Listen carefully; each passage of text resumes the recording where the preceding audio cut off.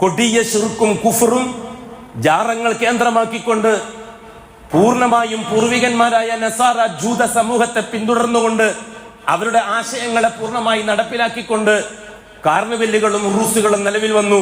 മുസ്ലിം സമൂഹത്തിന്റെ ഇടയിൽ അതിശക്തമായ ഒഴുക്കുകൾ ഉണ്ടായി. ഹിദായത്ത് ദുർബലപ്പെടുകയും ശിർക്കിന്റെയും കുഫറിന്റെയും ആൾക്കാരായി പുരോഹിതന്മാര് പോലും മാറുകയും ചെയ്തു. ജൂതൻ ജയിക്കുന്നു, നസാറ ജയിക്കുന്നു, ഉമ്മത്ത് പരാജയപ്പെടുന്നു. അത് കഴിഞ്ഞിട്ടല്ലേ ജൂത സമൂഹം ഷൈത്താനെ പ്രൊമോട്ട് ചെയ്തത്? ഇച്ചിരിയൊക്കെ ഇസ്ലാമുള്ളവന്റെ മനസ്സിലേക്ക് ഷൈത്താനെ പ്രൊമോട്ട് ചെയ്താൽ ജൂതം നടപ്പിലാക്കുന്ന ഷൈത്താൻ ബാധയും കൂടോത്തരവും മന്ത്രവാദവും അതുപോലെയുള്ള കാര്യങ്ങളും വെച്ചുകൊണ്ട് ഈ സമൂഹത്തിനെ വഴിതിരിച്ചു വിടാൻ പറ്റുമെന്ന ഓറിയന്റലിസ്റ്റ് സയനിസ്റ്റ് ചിന്തയല്ലേ ഷൈത്താനെ പറ്റിയുള്ള ചർച്ച ലോകാടിസ്ഥാനത്തിനുണ്ടായത്? ലോകചരിത്രത്തിൽ ആദ്യമായി ഷൈത്താനെ വെച്ച് സിഹിറിനെ ഉൽപ്പാദിപ്പിച്ചത് ജൂതന്മാരായിരുന്നില്ലേ? ഏറ്റവും വലിയ സാഹിര്യങ്ങൾ ജൂതന്മാരായിരുന്നില്ലേ? ആ ഷൈത്താനെതിരായിട്ട് അഷ്റഫുൽ ഖൽക്ക് പറഞ്ഞു തന്നിരിക്കുന്ന ദുആക്കപ്പുറത്ത് വേറെ ഏർപ്പാടുകൾ കൊണ്ടുവന്ന് അതൊക്കെ മന്ത്രവാദം, കൂടോത്തരം, ചൈത്താനളക്കം എന്ന പേരിൽ അവതരിപ്പിച്ചത് ജൂതനായിരുന്നില്ലേ? സമൂഹത്തിന്റെ ഇടയിൽ വലിയ സ്വാധീനം ഉണ്ടാക്കാൻ അത് കഴിഞ്ഞിട്ടില്ലേ?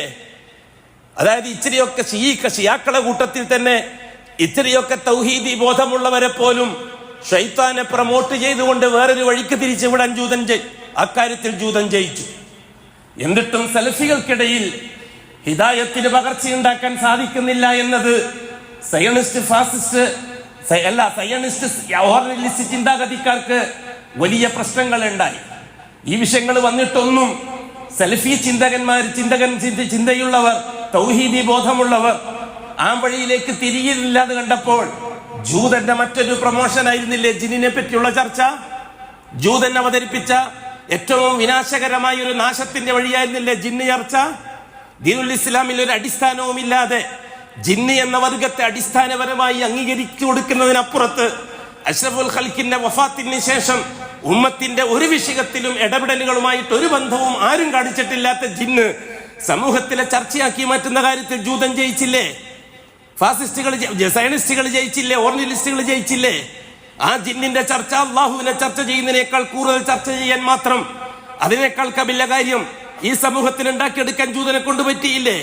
അള്ളാഹുവിനെ പറ്റി തന്നെ ഒട്ടും കൊള്ളാത്ത ഉദാഹരണങ്ങൾ പറയുന്ന പണ്ഡിതന്മാർ സമൂഹത്തിൽ സലഫി ഗ്രൂപ്പുകളിൽ ഉണ്ടായില്ലേ?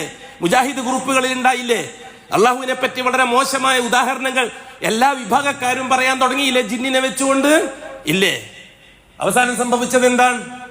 ജിന്നിനെ പ്രൊമോട്ട് ചെയ്യാൻ വേണ്ടി അവർ ഉപയോഗിച്ച പണ്ഡിതൻ മരിച്ചു.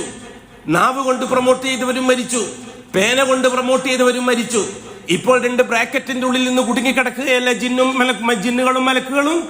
ബ്രാക്കറ്റിന്റെ ഉള്ളിൽ കുടുങ്ങിക്കിടന്നിരിക്കുന്ന ജിന്നിനെയും മലക്കിനെയും വെച്ചുകൊണ്ടല്ലേ ഇന്ന് ഷൈത്താൻ കളിച്ചുകൊണ്ടിരിക്കുന്നത്, ജൂതനസറാക്കൾ കളിച്ചുകൊണ്ടിരിക്കുന്നത്? ആ കളിക്ക് വേണ്ടിയിട്ട് കോടികൾ ഒഴുക്കിക്കൊണ്ടിരിക്കുകയല്ലേ സയനിസ്റ്റ് ബുദ്ധിജീവികൾ, സയനിസ്റ്റ് അതേപോലെ ഓറിയന്റലിസ്റ്റ് സയനിസ്റ്റ്, അതായത് ക്രൈസ്തവ ജൂത മിഷണറിമാർ അതിനു വേണ്ടി കോടികൾ ചെലവാക്കിക്കൊണ്ടിരിക്കുകയല്ലേ?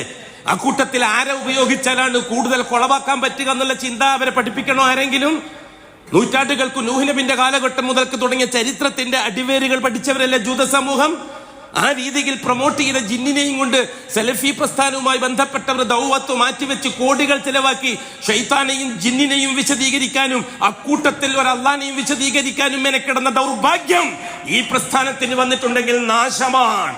അത് ജൂതന്റെ തന്ത്രം വിജയിച്ചു. സലഫികൾ പോലും അതിന്റെ മുമ്പിൽ തോറ്റു. തിരുത്താൻ തയ്യാറാകുക. ഒന്നുമില്ലെങ്കിൽ ബ്രാക്കറ്റിന്റെ ഉള്ളിൽ നിന്ന് ആ ജിന്നിനെ മലക്കിനെ ഒന്ന് മാറ്റി ഈ പാവപ്പെട്ട സാധാരണക്കാരന് തൗഹീദിന്റെ രാജപാത തുറന്നു കൊടുക്കുക.